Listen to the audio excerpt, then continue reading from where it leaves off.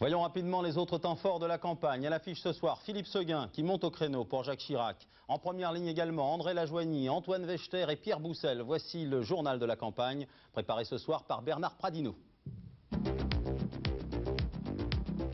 Pensez-vous qu'il doive y avoir un bon débat télévisé entre François Mitterrand et Jacques Chirac, qui sont les deux premiers au premier tour? Ça me paraît une nécessité absolue. Et comment devrait être ce débat selon vous?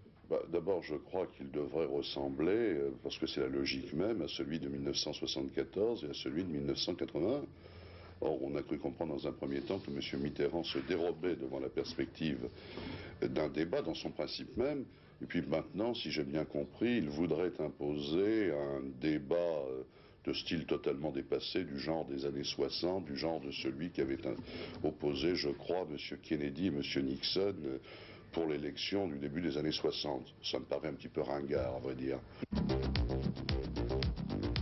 Si le candidat du Parti communiste progresse dans tout le pays, eh bien, amis et camarades, c'est le fruit de votre travail, de votre dialogue, de votre effort de conviction, de votre effort tenace pour rassembler les gens, les aider à se défendre et les aider à peser pour une autre politique. Si vous voulez que l'on réponde au chômage par la solidarité, c'est-à-dire par le partage du travail et des revenus, si vous voulez que nous fondions notre politique de paix sur le développement des pays pauvres, c'est-à-dire sur des facteurs économiques et diplomatiques, et non sur l'accumulation d'armes, si vous voulez enfin qu'il y ait une véritable politique qui sape les bases mêmes de la démagogie lepéniste, c'est-à-dire qui fasse disparaître les réactions de xénophobie et de racisme, alors, si vous voulez donner ce sens-là à l'élection présidentielle, c'est au premier tour qu'il faut le faire.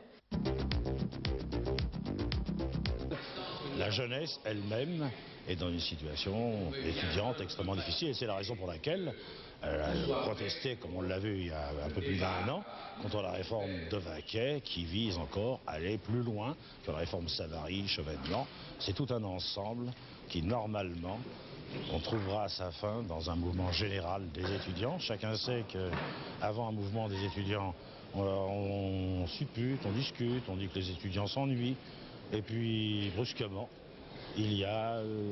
ça se déclenche, parce que les conditions générales aboutissent toujours à un déclenchement.